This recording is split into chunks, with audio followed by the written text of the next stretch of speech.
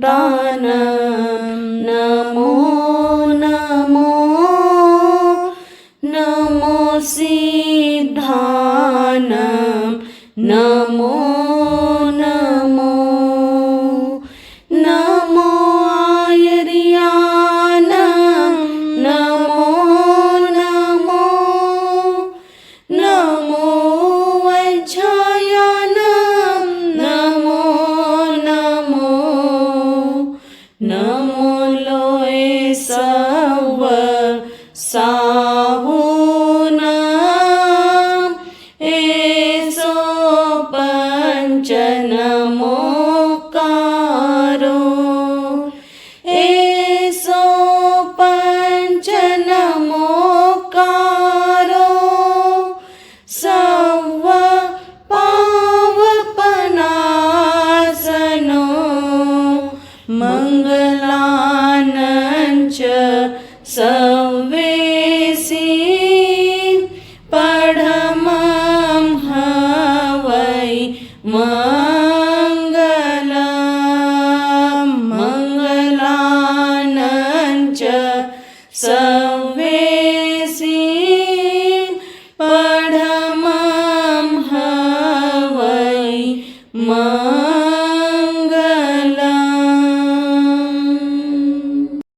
महावीरा महावीरा भजले रे मन महावीरा वो ही भव जल पार लगाए त्रिशूलानंदन महावीरा महावीरा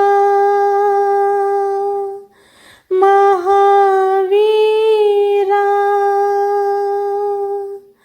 तन मन कष्ट मिटाए जो आत्म ज्योति जगाए जो तन मन कष्ट मिटाए जो आत्म ज्योति जगाए जो ऐसे संकट हारी भगवन सिद्धार्थ कुल महावीरा महावीरा महावीरा भजले रे मन महावीरा वो ही भव जल पार लगाए त्रिशूलानंदन महावीरा महावीरा महावीरा। शासनपति श्रमण भगवान महावीर स्वामी के चरणों में कोटिशः वंदन। परम आदरणीय परम वंदनीय नराधम को नरोत्तम बनाने वाले कुशल कारीगर संत शिरोमणि पूज्य गुरुदेव आचार्य आनंद श्री जी महाराज साहब के पावन स्मृति में भावपूर्वक वंदन। आनंद श्रमणी रत्ना उपप्रवर्तनी अरिहंत आराधिका धर्मज्योति पूज्य श्री बेन महाराज साहब इनके पावन चरण कमलों में कोटिशः वंदन। आत्मप्रिय बंधुओं माताओं एवं सुशील बहनों, कल्पसूत्र द्वितीय खंड सूत्र 60वां। सिद्धार्थ क्षत्रिय रात्रि व्यतीत होने और प्रभात की प्रभा के प्रकाशित होने पर उषा काल में जब उत्पल कमल खिलने लगे, कृष्ण मृगों हरिणों के कोमल नेत्र खुलने लगे, उज्जवल प्रभात होने लगा और जब रक्त अशोक की कांति के सदृश किंशुक टेसु के लाल फूलों के समान तोते की चोंच और गुंजा यानी चिरमी के अर्ध लाल रंग के सदृश लाल तथा बंधु जीवक यानी वीर बहुटी जवा कुसुम कपोत के चरण, कोयल के क्रुद्ध नेत्र एवं हिंगलू के पुंज से भी अधिक आरक्त सरोवरों में समुत्पन्न कमल कुल के विकासक सहस्र किरणधारी सहस्र रश्मि तथा अपने तेज से ज्वाजल्यमान स्व मरीचिमाला से अंधकार समूह के नाशक तथा अपनी नवीन आरक्त अरुण आभा रूपी कुंकुम से समस्त जीवलोक को व्याप्त करने वाले सूर्य दिनकर के उदित होने पर सिद्धार्थ राजा अपनी शैया से उठे। अपनी शैया से उठकर वे पाद पीठ से नीचे उतरे, पाद पीठिका से उतरकर जहाँ व्यायामशाला थी वहां आए, वहां आकर व्यायामशाला में प्रवेश किया। फिर वहां अनेक प्रकार की व्यायाम की क्रियाएं करने लगे। उन्होंने क्रमशः योग्य यानी शस्त्रों का अभ्यास, वल्गन यानी कूदना, व्यामर्दन यानी एक दूसरे की भुजा आदि अंगों को मरोड़ना अथवा मुदगर घुमाना, मल्ल युद्ध यानी कुश्ती लड़ना, करण यानी पद्मासन आदि विविध आसन इत्यादि अनेक प्रकार के व्यायाम के करने पर जब वे शांत परिश्रांत हो अत्यधिक थक गए, तब थकान दूर करने के लिए सैकड़ों औषधियों के सम्मिश्रण से 100 बार पकाए गए अथवा 100 स्वर्ण मुद्राओं के व्यय से बने हुए शतपाक तेल से एवं हजारों औषधियों के रसों से 1000 बार पकाए गए या 1000 स्वर्ण मुद्राओं के व्यय से बने हुए सहस्त्र पाक आदि सुगंधित तेलों से शरीर का मर्दन मालिश कराया।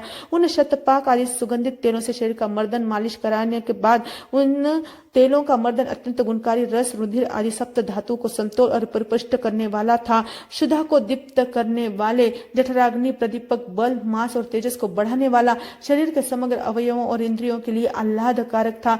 तेल मर्दन करने वाले पुरुष भी अपनी कला में बड़े ही निपुण थे। उनके हाथ पैर आदि अवयव परिपूर्ण थे।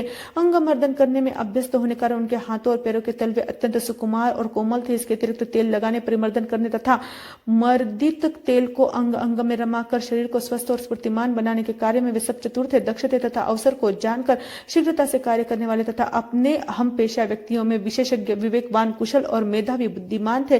वे परिश्रम से हार मानने वाले नहीं थे। ऐसे मालिश करने वाले निपुण पुरुषों द्वारा अस्थि सुख, मांस पेशियों के सुख, त्वचा सुख एवं रोम राज्य के सुख के लिए चारों प्रकार की सुखदायिनी अंग संबाधन शुश्रूषा की जाने पर सिद्धार्थ की सारी थकान दूर हुई। वे तरोताजा होकर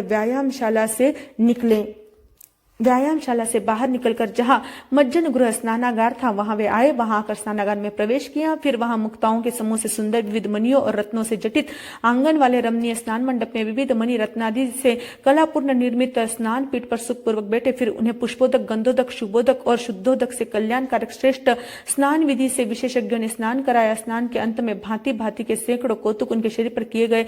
तदनंतर रोएदार, मुलायम एवं सुगंधित काशायिक वस्त्र से उनका शरीर पूछा गया। तदनंतर श्रेष्ठ नवीन यानी पहले न पहने हुए बहुमूल्य वस्त्रों से शरीर को सुसमृद्ध किया। फिर शरीर पर सरस सुगंधित गोशे से चंदन से लेप किया। पवित्र माला धारण की तथा केसर मिश्रित सुगंधित चूर्ण यानी पाउडर शरीर पर लगाया। मणियों से जड़े हुए सुंदर स्वर्ण आभूषण पहने। फिर 18, 9, 3 और 1 लड़ी के हार हृदय पर धारण किए। लंबे लटकते हुए कटी सूत्र यानी करधनी ने कमर में धारण करते ही उनकी शोभा और बढ़ा दी। फिर कंठ में ग्रहवे, गले का हार पहनना, अंगुलियों में अंगूठियां पहनी। इसी प्रकार के अन्य ललित आभूषण धारण किए। रत्नजड़ित सोने के श्रेष्ठ कड़े पहुंची और भुजबंद, बाजूबंद से उनका रूप अधिकाधिक सुशोभित हो उठा। फिर कुंडलों की कांति से उनका मुख और अधिक चमक उठा। मस्तक पर मुकुट देदीप्यमान हो रहा था। उनका वक्षस्थल मुक्तादि के हारों से आच्छन्न होने से दर्शनीय हो गया था। उनकी अंगुलियों, मुद्रिकाओं, दंडियों के कारण पिंगल वर्ण की प्रतीत होती थी। लंबे लटकते हुए बहुमूल्य सुंदर वस्त्र का उत्तरीय उन्होंने धारण किया था। अनेक प्रकार के मणि, रत्न और स्वर्ण से जटित विमल एवं बहुमूल्य तथा कुशल कलाकारों द्वारा निर्मित एवं समस्त आभूषणों से सुश्लिष्ट, विशिष्ट एवं अति सुंदर वीर वाले कलाई में पहने। अधिक क्या कहे, इस प्रकार के वस्त्र अलंकारों से विभूषित राजा सिद्धार्थ कल्प वृक्ष से प्रतीत हो रहे थे। इस प्रकार अलंकृत विभूषित नरेंद्र के मस्तक पर कोरंट पुष्पों की मालाओं से युक्त छत्र धारण किए हुए छत्र धारक श्रेष्ठ श्वेत चामर डुलाते हुए चामर धारक चल रहे थे। उन्हें देखते ही लोगों के मुख से सहसा जय हो इस प्रकार के मंगल शब्द निकल रहे थे। इस प्रकार अलंकृत होकर अनेक गणनायकों, दंडनायकों, राजेश्वरों यानी युवराज अथवा बड़े राजाओं, तलवारों यानी राजा ने जिन्हें प्रसन्न होकर पट्टबंध से विभूषित किया हो, माडम्बिकों यानी चारों ओर आधे योजन तक गांव न हो उस बस्ती को माडम्ब और उसके स्वामियों माडम्बिकों, कौटुंबिकों यानी कतिपय कुटुंबों के अधिपति जो होते हैं उनको कौटुंबिक कहते हैं।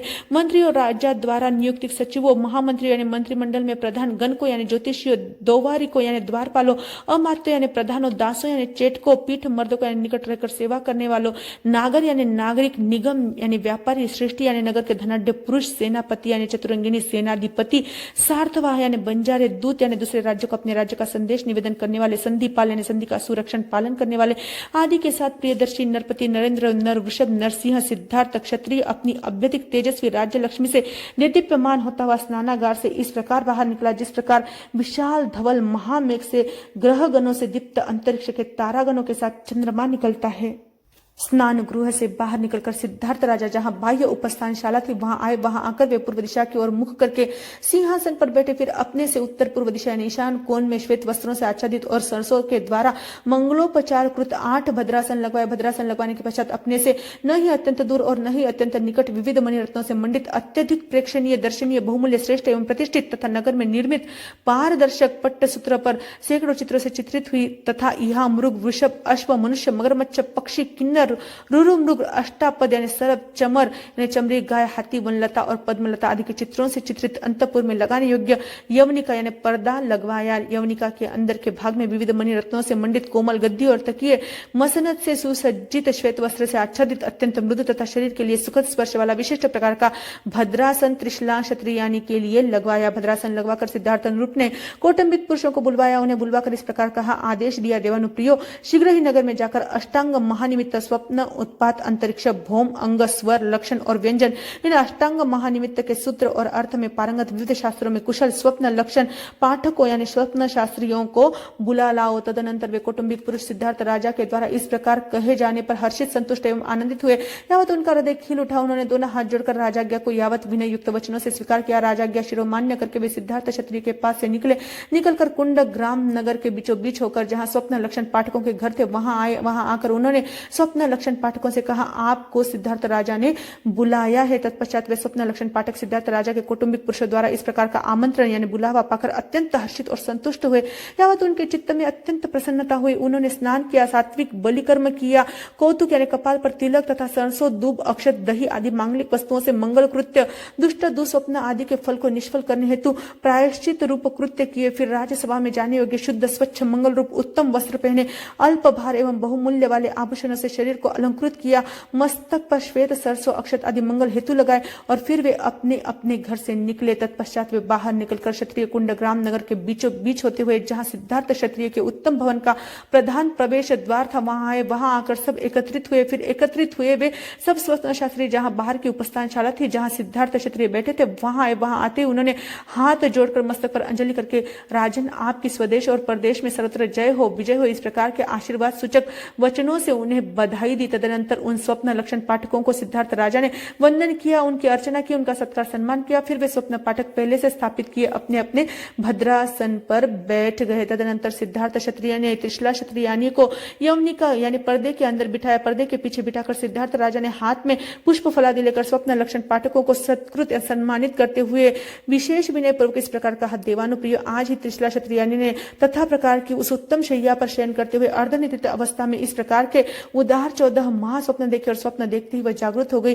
वे 14 महास्वप्न इस प्रकार है, गज, वृषभ इत्यादि पूर्वक अनुसार। अतः हे देवानुप्रियो, कहिए इन 14 महास्वप्नों का हमें कौन सा कल्याणकारी फल विशेष होगा। तत्पश्चात वे स्वप्न लक्षण पाठक सिद्धार्थ क्षत्रिय से यह वृत्तांत सुनकर और समझकर अत्यंत हर्षित, संतुष्ट, यावत हृदय में आनंदित हुए। फिर उन्होंने उन स्वप्नों पर सामान्य रूप से विचार, चिंतन, अवग्रह किया। तदंतर उनका अर्थ निश्चित यह किया और फिर वे स्वप्नों के संबंध में परस्पर गंभीर विचार विमर्श संलाप करने लगे। इस प्रकार के गहन चिंतन, मनन और परस्पर विचार विनिमय के पश्चात उन्होंने उन स्वप्नों का अर्थ उपलब्ध किया, ग्रहण यानी ज्ञात किया, एक दूसरे से पूछताछ कर शंका समाधान किया, अर्थ निश्चय किया एवं अर्थों को अधिगत किया। तदनंतर एक मत होकर सिद्धार्थ क्षत्रिय के समक्ष स्वप्न शास्त्रों के अनुसार कथन करते हुए सिद्धार्थ राजा को इस प्रकार कहने लगे, हे देवानुप्रिय, हमारे स्वप्न शास्त्र में निश्चित रूप से 42 सामान्य फल वाले स्वप्न और 30 महास्वप्न विशेष फल वाले कहे।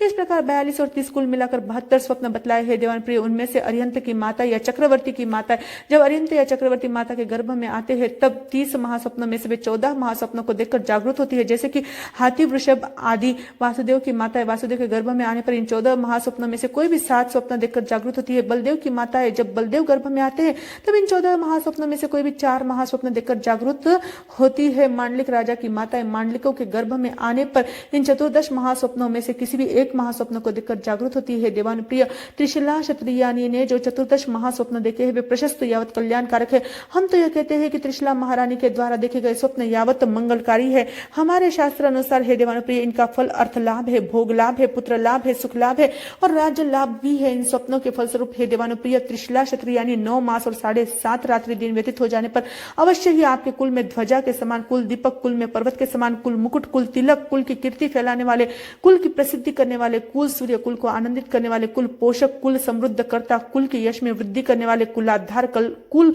कल्प वृक्ष, कुल की विशेष वृद्धि करता, कुल तंतु संतान विवर्धन कर, हाथ पैर से सुकुमार, हीनता न्यूनता रहित, परिपूर्ण 5 इंद्रियों से युक्त शरीर वाले, लक्षणों, व्यंजनों और गुणों से युक्त, मान, उन्मान और प्रमाण से परिपूर्ण, सुजात, सर्वांग सुंदर, चंद्रमा के समान, सौम्य, कमनीय, प्रियदर्शी एवं महान रूप संपन्न स्वरूप पुत्र रत्नों को जन्म देगी। और वह बालक यानी पुत्र भी बाल्यावस्था से मुक्त वयस्क होने पर पढ़ लिखकर समग्र विज्ञान का वेत्ता होगा। यौवन वय को प्राप्त करते वह शूर, वीर और अत्यंत पराक्रमी होगा। उसके पास विशाल सेना और वाहन होंगे। वह या तो चतुर्दिक समुद्र के अंत पर्यंत भूमंडल का राज्य स्वामी चक्रवर्ती सम्राट होगा या फिर 3 लोक का नायक, धर्मचक्र का प्रवर्तन करने वाला श्रेष्ठ धर्म चक्रवर्ती जिन तीर्थंकर होगा। इसलिए हे देवानुप्रिय, त्रिशला क्षत्रियानी ने उदार स्वप्न देखे हैं तथा हे देवानुप्रिय, त्रिशला क्षत्रियानी ने जो स्वप्न देखे हैं वे कल्याणकारी है, मंगलकारी है, यहाँ तक कि वे आरोग्य, तुष्टि तथा दीर्घायुष्य के सूचक भी है। विवेचन इस प्रकार है कि प्रथम स्वप्न में 4 दांत वाले हाथी को देखने से वह 4 प्रकार प्रकार के धर्म, साधु साध्वी श्रावक श्राविका धर्म अथवा दानशील तप भावरूप धर्म का उपदेष्टा होगा। द्वितीय स्वप्न में वृषभ को देखने से वह भरत क्षेत्र में सम्यक्त्व बोधि बीज का वपन करेगा। तृतीय स्वप्न में सिंह को देखने से वह कामादि रूपी अथवा अष्टकर्म रूपी उन्मत्त हाथियों द्वारा नष्ट होते देख उनको हरा कर भव्य जीव रूप वन का संरक्षण करेगा। चतुर्थ स्वप्न में लक्ष्मी को देखने से वह वार्षिक दान देकर तीर्थंकर पद की ऐश्वर्य लक्ष्मी का उपभोग करेगा। पंचम स्वप्न में माला को देखने से त्रिभुवन के समस्त जीव उसकी आज्ञा को शिरोधार्य करेंगे, अर्थात वह त्रिलोक पूज्य होगा। छठे स्वप्न में चंद्र को देखने से वह भव्य जीव रूपी कमलों यानी हृदय और नेत्र कमलों को विकसित करने वाला अथवा चंद्रमा के समान सौम्य एवं शांति दाता होगा। सातवें स्वप्न में सूर्य को देखने से वह भूमंडल में अज्ञान अंधकार का नाश करके ज्ञानोद्योत फैलाएगा अथवा उसके मुखमंडल के चारों ओर सूर्य के समान तेजस्वी भामंडल होगा। आठवें स्वप्न में ध्वजा को देखने से वह विश्व में धर्म ध्वजा को लहराएगा अथवा ज्ञात कुल में ध्वजा रूप होगा। नौवें स्वप्न में पूर्ण कलश को देखने से वह कुल अथवा ज्ञान धर्माधि रूप प्रसाद के शिखर पर कलश रूप होगा। 10वें स्वप्न में पद्म सरोवर को देखने से देव रचित अचित स्वर्ण कमलों पर उसका आसन अथवा गमन होगा। 11वें स्वप्न में समुद्र को देखने से वह अनंत ज्ञान दर्शन चारित्र रत्नों का धारक रत्नाकर सम होगा। 12वें स्वप्न में विमान को देखने से वैमानिक देव द्वारा वह पूजनीय होगा। 13वें स्वप्न में रत्नों की राशि को देखने से वह रत्न राशि जटित मुकुटों वाले इंद्रों से समोसरण में सुशोभित होगा। 14वें स्वप्न में निर्धूम अग्नि को देखने से वह अग्नि के समान आत्मा की तथा शुद्ध धर्म से भव्य जनों की आत्मा की विशुद्धि करने वाला होगा। इन 14 महास्वप्नों का सामुदायिक फल यह है कि वह जातक 14 राजू प्रमाण लोक के अग्रभाग में सिद्धालय में स्थित होगा। स्वप्न आने के 9 निमित्त। भारतीय स्वप्न शास्त्रों में स्वप्न आने के सामान्यतया 9 निमित्त बताए गए हैं। पहला, जिन वस्तुओं का अनुभव किया हो। दूसरा, जिनके विषय में सुना हो। तीसरा, जो वस्तु देखी हो। चौथा, वात पित्त या कफ की विकृति हो। पांचवा, स्वनील प्रकृति हो। छठा, चित्त चिंतातुर हो। सातवां, देवी देव का सानिध्य होने पर। आठवां, धार्मिक स्वभाव होने पर। अथवा 9वां, अतिशय पाप कर्म का उदय होने पर। इन 9 प्रकार से आने वाले स्वप्नों में प्रथम 6 प्रकार के स्वप्न शुभ और अशुभ दोनों होते हैं, परंतु उनका कोई तादृश फल नहीं मिलता। 3 प्रकार के अंतिम स्वप्नों का फल सत्य होता है, उनका शुभ एवं अशुभ फल निश्चित मिलता है। स्वप्न फल की काल मर्यादा भी है। स्वप्न शास्त्र की एक धारणा यह भी है कि रात्रि के प्रथम प्रहर में देखे गए स्वप्न का फल 12 मास में, द्वितीय प्रहर में देखे गए स्वप्न का फल 6 मास में, तृतीय प्रहर में देखे गए स्वप्न का फल 3 मास में और चतुर्थ प्रहर में देखे गए स्वप्न का फल 1 मास में प्राप्त होता है। सूर्योदय से 2 घड़ी पूर्व देखे गए स्वप्न का फल 10 दिनों में प्राप्त होता है, जबकि सूर्योदय के समय देखे गए स्वप्न का फल शीघ्र ही प्राप्त होता है। स्वप्न फल कब निरर्थक होता है और कब निष्फल होता है। प्राचीन स्वप्न शास्त्र संबंधी मान्यता है कि एक व्यक्ति एक स्वप्न के पश्चात दूसरा स्वप्न देखता हो अथवा शारीरिक या मानसिक व्याधि से ग्रस्त होने के कारण स्वप्न देखता हो, मल मूत्र की रुकावट के कारण स्वप्न देखता हो, उसका स्वप्न निरर्थक होता है। यदि किसी को कोई दुस्वप्न दिखाई दे तो उसे किसी व्यक्ति के सामने नहीं कहना चाहिए, क्योंकि नहीं कहने से वह दुस्वप्न अपना फल नहीं देता। इसी प्रकार दुस्वप्न आने के पश्चात नींद आ जाए तो उस दुस्वप्न का फल भी नष्ट हो जाता है। सुस्वप्न यथेष्ट फल प्रदाता कब और कब नहीं होता है। जो व्यक्ति धर्मनिष्ठ, चित्त स्थैर्य से युक्त, इंद्रिय विजेता, संयमी और दयालु होता है, उसको आया हुआ स्वप्न यथेच्छ फल प्रदाता होता है। उत्तम स्वप्न देखकर धर्म गुरु या किसी योग्य व्यक्ति के सामने कह देना चाहिए। उत्तम स्वप्न देखकर सोना नहीं चाहिए, क्योंकि सोने से उसका फल नष्ट हो जाता है। अतः शेष रात्रि धर्म ध्यान या भगवत स्मरण में व्यतीत करनी चाहिए। जो व्यक्ति स्वयं से संबंधित कोई वस्तु देखता है उसका शुभाशुभ फल स्वयं को तथा दूसरे से संबंधित देखता है तो दूसरे को मिलता है। जो मानव पहले अशुभ स्वप्न और उसके पश्चात शुभ स्वप्न देखता है उसे शुभ स्वप्न का ही फल प्राप्त होता है। जो व्यक्ति प्रथम शुभ स्वप्न और बाद में अशुभ स्वप्न देखता है तो उसे अशुभ स्वप्न का फल प्राप्त होता है। विविध प्रकार के स्वप्नों का विविध फलादेश होता है। जो मनुष्य स्वप्न में सिंह, अश्व, हाथी, वृषभ या गाय से युक्त जुते हुए रथ पर स्वयं को आरूढ़ देखता है वह राजा बनता है। जो व्यक्ति स्वप्न में हाथी, वाहन, आसन, घर या वस्त्र आदि का अपहरण होता देखता है उस पर शासक की शंका होती है तथा उसका बंधुओं से विरोध तथा धन का नुकसान होता है। इसी प्रकार स्वप्न में शस्त्र, मणि, मक्ता, स्वर्ण, रजत आदि का अपहरण होता देखता है तो उसके धन की हानि, अपमान प्राप्ति तथा मरण की संभावना होती है। जो मनुष्य स्वप्न में सूर्य या चंद्र को निगलता है वह दरिद्र होने पर भी राजा शासन करता बनता है। स्वप्न में गजारूढ़ होने वाला, नदी पर भात खाने वाला धर्मनिष्ठ और धनवान होता है। स्वप्न में दाहिनी भुजा को सर्प से दंशित देखता है तो वह 5 रात्रि में 1000 स्वर्ण मुद्राएं प्राप्त करता है। जो व्यक्ति स्वप्न में मानव मस्तक का भक्षण करता देखता है उसे राज्य प्राप्त होता है। स्वप्न में मानव चरण का भक्षण करता है उसे सहस्र स्वर्ण मुद्राएं तथा मानव भुजा का भक्षण करता है उसे 500 स्वर्ण मुद्राएं प्राप्त होती है। जो स्वप्न में सरोवर, समुद्र या जल से परिपूर्ण नदी अथवा मित्र मरण देखता है वह अकस्मात ही प्रचुर धन प्राप्त करता है। जो स्वप्न में हंसता है, शोकाकुल होकर रोता है अथवा नृत्य करता है वह वध या बंधन को प्राप्त होता है। स्वप्न में गाय, वृषभ, अश्व, राजा और हाथी के अतिरिक्त किसी काली वस्तु का देखना अशुभ है, जबकि कपास और नमक के अतिरिक्त किसी श्वेत वस्तु का देखना शुभ है। जो स्वप्न में स्वयं को घृत, मधु या पय से युक्त कुंभ तथा अपने मस्तक पर लिया हुआ कुंभ देखता है वह उसी भव में मोक्ष प्राप्त करता है। तथा जो स्वप्न में स्वर्ण राशि, रजत राशि तथा शीशे की राशि पर बैठा हुआ स्वयं को देखता है वह सम्यक्त्व बोधि प्राप्त कर मोक्ष जाता है। उसके पश्चात वह सिद्धार्थ राजा स्वप्न लक्षण पाठकों से यह स्वप्न फलार्थ सुनकर एवं समझकर अत्यंत हर्षित और संतुष्ट हुआ। प्रसन्नता से उसका हृदय खिल उठा। उसने हाथ जोड़कर स्वप्न लक्षण पाठकों से इस प्रकार कहा कि हे देवानुप्रिय, आपने जो कहा वह इसी प्रकार है, वह तथ्य है, वह अवितत यानी अन्यथा नहीं है, यथार्थ है। देवानुप्रिय, वह अर्थ मुझे स्वीकृत है, यही अर्थ मुझे अभिष्ट है और पसंद है, अतः जो आपने कहा वह अर्थ ही सत्य है। इस प्रकार उन्होंने उन स्वप्न लक्षण पाठकों के द्वारा उक्त स्वप्न फल को सम्यक विनय पूर्वक स्वीकार किया। फिर उन्होंने स्वप्न लक्षण पाठकों को विपुल पुष्प, सुगंधित पदार्थ, वस्त्र, माला, अलंकार, भोज्य सामग्री आदि प्रदान कर उनका सत्कार सम्मान किया। तत्पश्चात जीवन पर्यंत उनके निर्वाह के योग्य विपुल प्रतिदान दिया। यूं आजीवन जीविका योग्य प्रतिदान देकर उन्हें विदा किया। उसके पश्चात सिद्धार्थ क्षत्रिय अपने सिंहासन से उठे और उठकर जहां त्रिशला क्षत्रिय यानी पर्दे के पीछे थी वहां आए और आकर त्रिशला क्षत्रिय यानी से इस प्रकार कहा, है देवानुप्रिय, स्वप्न शास्त्र में 42 स्वप्न मध्यम फल वाले और 30 स्वप्न महाफल वाले हैं। उन 30 महास्वप्नों में से तीर्थंकर या चक्रवर्ती तथा वासुदेव, बलदेव एवं मांडलिक राजा जब माता के गर्भ में आते हैं तब उनकी माता क्रमशः 14, 7, 4 और 1 महास्वप्न देखकर जागती है। फिर स्वप्न पाठकों द्वारा कथित सारा वृत्तांत त्रिशला रानी को कह सुनाया है, देवानुप्रिय, तुमने जो ये 14 महास्वप्न देखे वे सभी प्रधान और प्रशस्त है। अधिक क्या कहे, यावत तुम भावी में त्रिलोक नायक, धर्मचक्र प्रवर्तक, जिन तीर्थंकर बनने वाले पुत्र रत्न को जन्म दोगी, यहाँ तक का समग्र वृत्तांत त्रिशला रानी को उन्होंने कह सुनाया। तदंतर वह त्रिशला क्षत्रिय यानी सिद्धार्थ राजा से यह स्वप्न फल वृत्तांत सुन समझकर बहुत प्रसन्न और संतुष्ट हुई। यावत उसका हृदय कमल खिल उठा, उसने दोनों हाथ जोड़कर यावत उन स्वप्नों के अर्थ को सम्यक प्रकार से स्वीकार किया।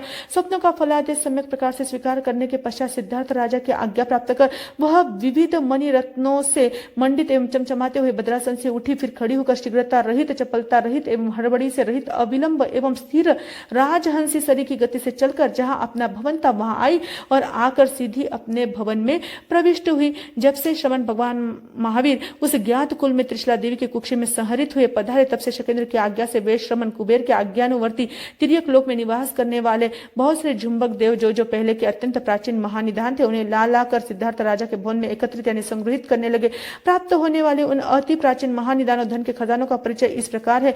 जमीन में बहुत समय से गड़े होने के कारण उनके स्वामी मर मिटे। उन निधानों के संग्रह की आवृद्धि करने वाले कोई भी नहीं रहे, उनके गोत्र में कोई नहीं रहा। जिन निधानों के स्वामियों का नामो निशान नहीं रहा, जिनके संग्राहक भी नाम शेष हो गए, जिनके हकदार या रिश्तेदार गोत्रीय भी सर्वथा उच्छिन्न हो गए।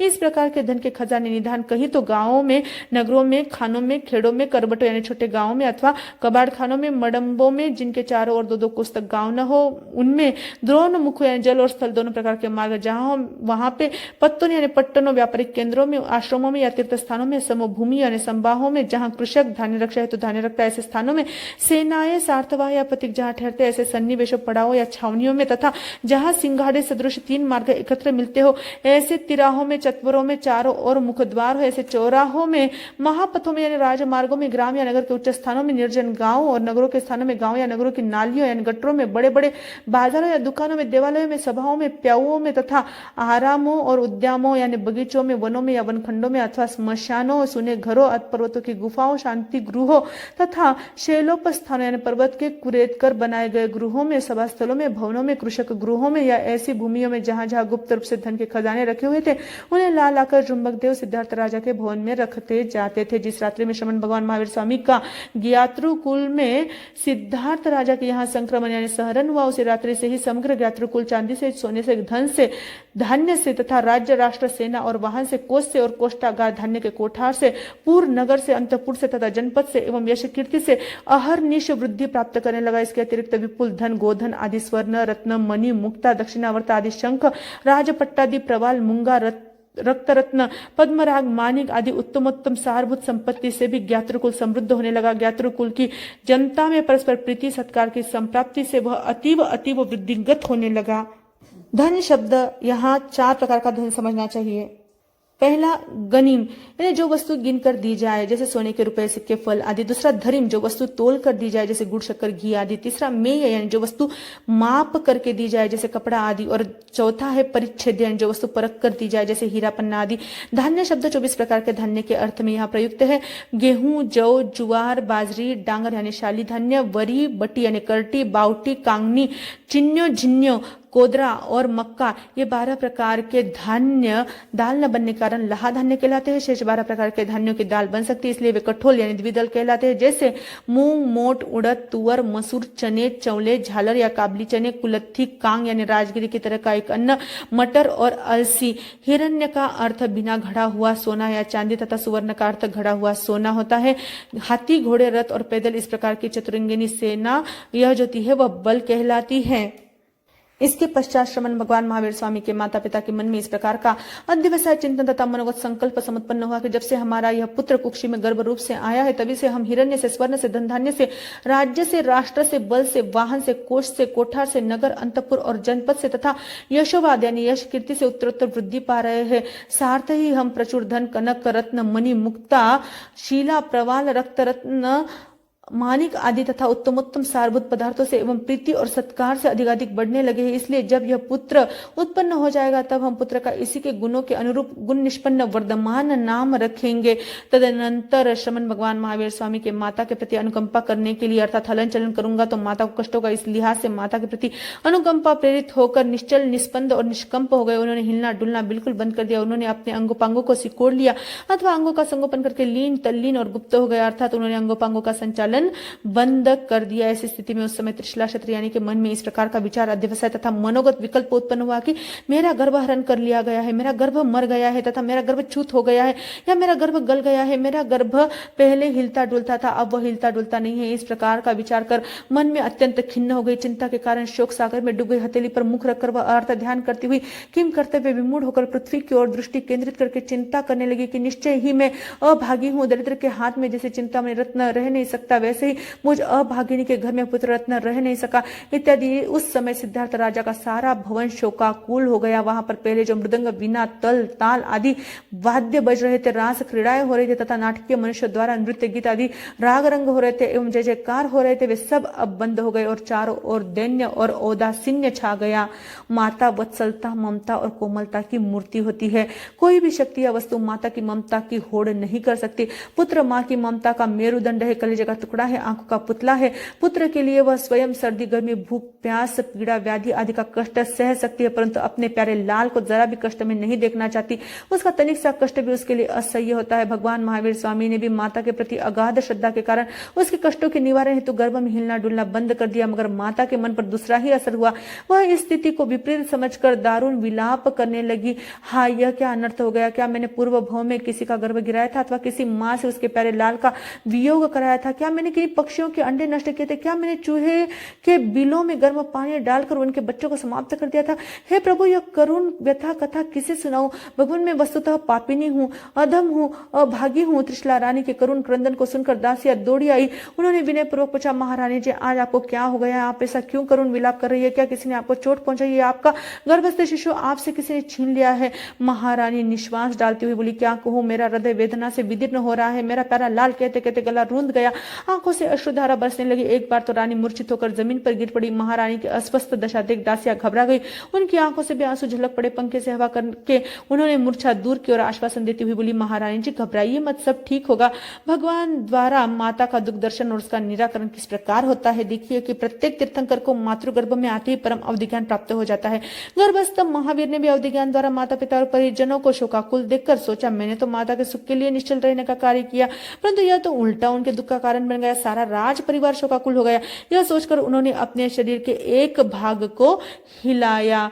तब वह त्रिशला क्षत्रियानी परम प्रसन्न हुई, मन में संतुष्ट हुई। प्रसन्नता से उसका हृदय आनंद विभोर उठा। वह हर्षित होकर बोली, मेरे गर्भ का हरण नहीं हुआ, मेरा गर्भ नहीं मरा, वह स्थानच्युत भी नहीं हुआ और न गला ही। मेरा यह गर्भ पहले नहीं हिलता था, अब हिलता है। इस प्रकार सोचकर वह अत्यंत प्रसन्न हुई और संतोष को प्राप्त हुई। अतीव आह्लाद पूर्वक प्रवृत्ति करने लगी। त्रिशला रानी को हर्षित एवं प्रमोदित देखकर समस्त राज परिवार आनंद मग्न हो गया। पुनः मंगल उत्सव होने लगा। वाद्य, गीत, नृत्य और नाटकों से राजभवन गूंजने लगा। सिद्धार्थ राजा भी अत्यंत हर्षित प्रायश्चित हो कल्प वृक्ष सम सुशोभित हो गए। तदनंतर श्रमण भगवान महावीर ने गर्भ में रहते ही 7वें महीने में प्रगाढ़ मातृ स्नेहवश इस प्रकार का अभिग्रह प्रतिज्ञा ग्रहण की कि जब तक मेरे माता पिता जीवित रहेंगे तब तक मुझे मुंडित होकर गृहवास का त्याग कर अनगार धर्म में प्रवर्जित दीक्षित होना कल्पनीय नहीं है। अर्थात जब तक मैं दीक्षा अंगीकार तब तक मैं नहीं करूंगा। उसके पश्चात त्रिशला क्षत्रियानी ने स्नान किया, बलिकर्म किया, कौतुक मंगल और प्रायश्चित किया, फिर वह सब अलंकारों से विभूषित हुई। अब गर्भवती त्रिशला महारानी ने अत्यंत ठंडे, न अत्यंत गर्म, न अत्यंत तीखे, न अत्यंत कड़वे,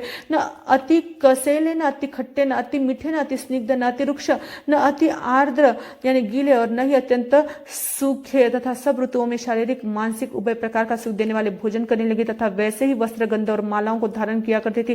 गर्भ के पालन पोषण के लिए रोग शोक मोह भय और अतिश्रम से वह दूर रहने लगी। साथ ही उस गर्भ के लिए हितकर मीत पथ्य और पोषक तथा उस देश और काल के लिए अनुकूल आहार करने लगी, अर्थात पोषणीय योग्य स्थान और योग्य समय पर भोजन करती थी एवं दोष रहित कोमल शैया और आसन का सेवन करती हुई एकांत सुखकारिता मन के अनुकूल एकांत शांत विहार भूमि में रहने लगी।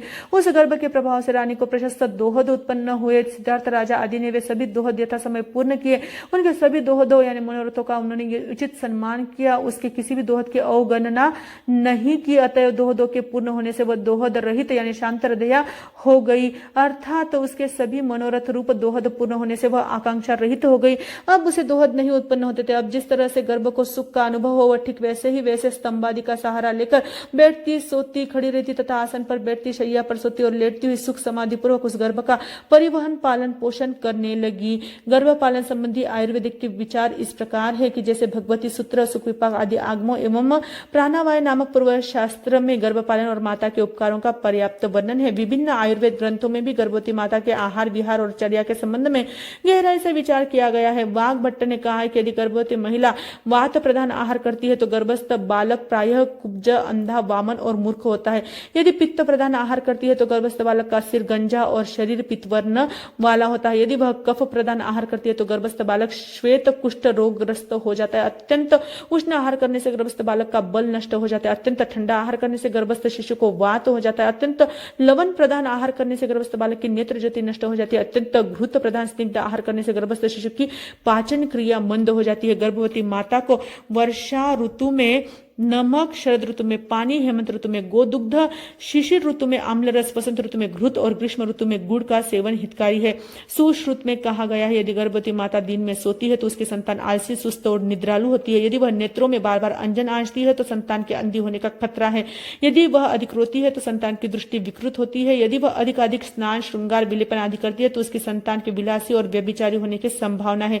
शरीर पर बार बार तेल आदि का मर्दन करती है तो संतान के कुष्ठ रोगी होने का खतरा है। यदि वह गर्भावस्था में दौड़ती भागती है तो संतान चंचल प्रकृति की होती है। जोर से अट्टहास करती है तो संतान के दांत, होंठ, तालू और जिभ पर शाम झाई हो जाती है।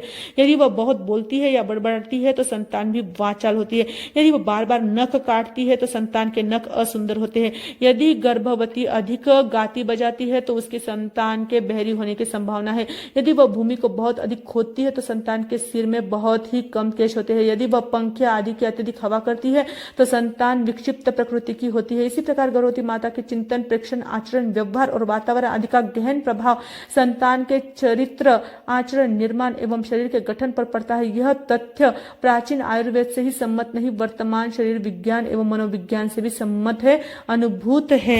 महारानी त्रिशला भी गर्भपालन के नियमों का स्वयं ध्यान रखती थी और समय समय पर उनकी सखियां सहेलियां भी उसका ध्यान गर्भपालन के विविध नियमों की ओर खींचती थी। वह उनकी बातें ध्यानपूर्वक सुनकर विवेक पूर्वक गर्भ का पालन करती थी। गर्भ के जैसे विचार एवं संस्कार होते हैं तदनुसार ही उसकी माता को दोहद पैदा होते हैं। त्रिशला रानी को इस प्रकार के दोहद उत्पन्न हुए।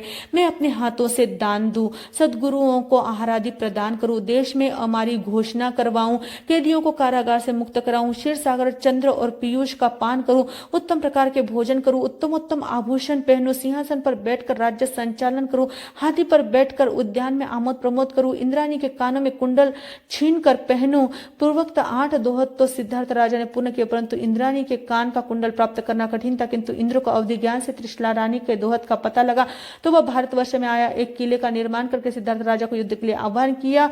युद्ध में स्वयं हारा और सिद्धार्थ राजा को जिताया। किले पर अधिकार करने पर इंद्र ने इंद्राणी के कानों से कुंडल खोलकर त्रिशला रानी को पहनाए। महारानी त्रिशला इन दोहदों के पूर्ण होने पर अत्यंत प्रसन्न हुई। इन दोहदों से गर्भस्थ शिशु के शौर्य, वीर्य, दया तथा साहस आदि गुणों की माता के मन पर स्पष्ट प्रतिछाया दिखती है। इस प्रकार चवन कल्याणक तथा गर्भ कल्याणक परिपूर्ण हुआ।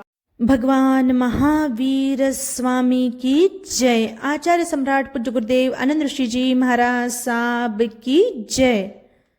भजले वीर को भजले, जो त्रिशला माँ के प्यारे, गुण गाती है दुनिया सारी, जो जग के रखवारे।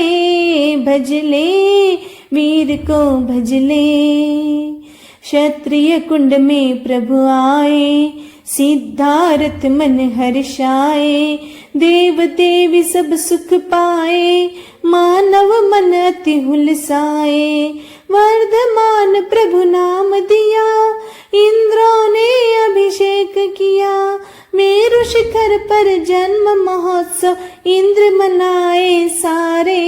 भजले वीर को भजले, जो त्रिशला माँ के प्यारे, गुण गाती है दुनिया सारी, जो जग के रखवारे। भजले वीर को भजले। मंगल पाठ।